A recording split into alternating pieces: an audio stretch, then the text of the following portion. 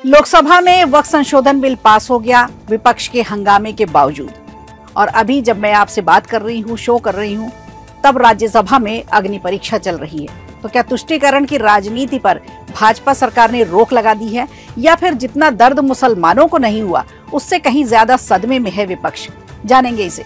वहीं दूसरी तरफ अब सुप्रीम कोर्ट के सभी जजों की संपत्ति सार्वजनिक होगी, बिल्कुल उसी तरह जिस तरह से बोर्ड या फिर बाकी परीक्षाओं का रिजल्ट डिक्लेयर किया जाता है। अब सुप्रीम कोर्ट ने यह फैसला क्यों लिया है, इसके पीछे की वजह क्या है, बताएंगे आपको। नमस्कार, खबर प्रधान शो देख रहे हैं आप और मैं हूं संगीता श्रीवास्तव।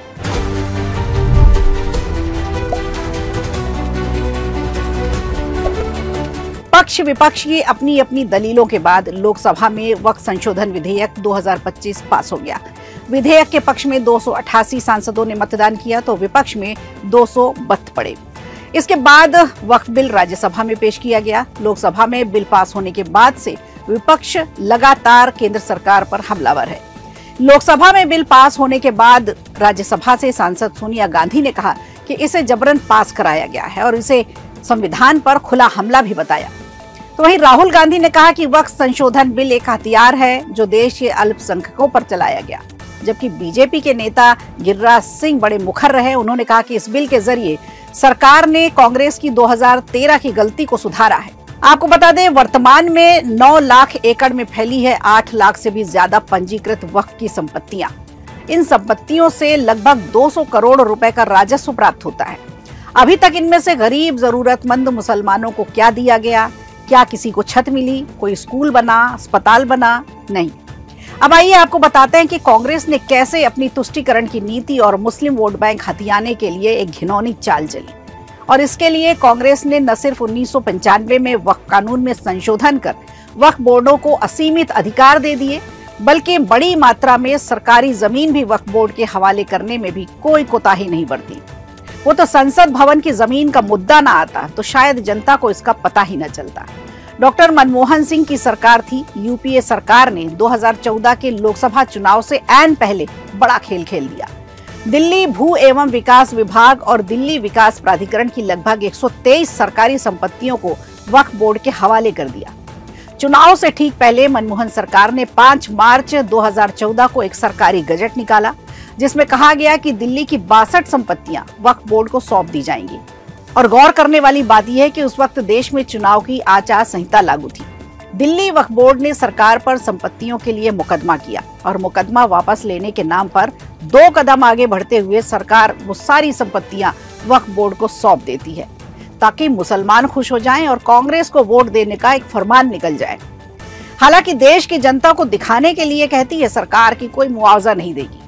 उस समय सरकारी जमीनों को वक्फ बोर्ड को सौंपने के फैसले के खिलाफ विपक्ष ने तो नहीं, लेकिन विश्व हिंदू परिषद ने विरोध जताया था और दिल्ली उच्च न्यायालय में अपील की, लेकिन उसकी अपील ये कहकर ठुकरा दी गई कि केंद्र सरकार इस पर फैसला करेगी। इन 123 संपत्तियों में से आपको कुछ बताते, जैसे 29/1 जेपी हॉस्पिटल के भीतर पक्का मजार, 49/1 मस्जिद और कब्रिस्तान, Turkman Gate, Ramlila Ground, India Gate के पास मान सिंह रोड पर 7/1 जपटागंज मस्जिद, 4/1 इरविन रोड पर हनुमान मंदिर के पास की मस्जिद, संसद भवन के पास 60/1 भी शामिल है। अब आपको बताते हैं यह सिलसिला आखिर कहां से शुरू हुआ। दरअसल आजादी के बाद देश के पहले प्रधानमंत्री जवाहरलाल नेहरू की पहली सरकार बनी। देश के हालात ऐसे थे कि देश दंगों से जूझ रहा था। बंटवारे में लोगों की जमीनें कहीं पाकिस्तान में छूट गईं तो कहीं भारत में छूट गईं। नेहरू ने 1954 में वक्फ एक्ट बनाया। वक्फ में मिलने वाली जमीन या संपत्ति की देखरेख के लिए कानूनी तौर पर एक संस्था बनी जिसे वक्फ बोर्ड कहा गया। 1947 में देश का बंटवारे के बाद जमीनों के लिए 1954 में संसद में वक्फ एक्ट 1954 के नाम से कानून बनाया गया और पाकिस्तान जाने वालों की जमीनों और संपत्तियों का मालिकाना हक बड़ी चालाकी से इस कानून के जरिए वक्फ बोर्ड को दे दिया गया।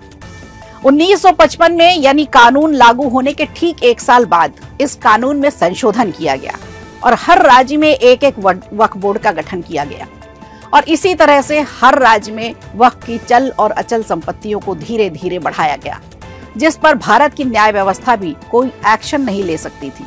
तो ये कहानी थी वक्फ बोर्ड के शुरुआत की, जिस पर अब राज्यसभा में अग्नि परीक्षा चल रही है और देखने वाली बात होगी आखिर किस करवट बैठता है ये बिल।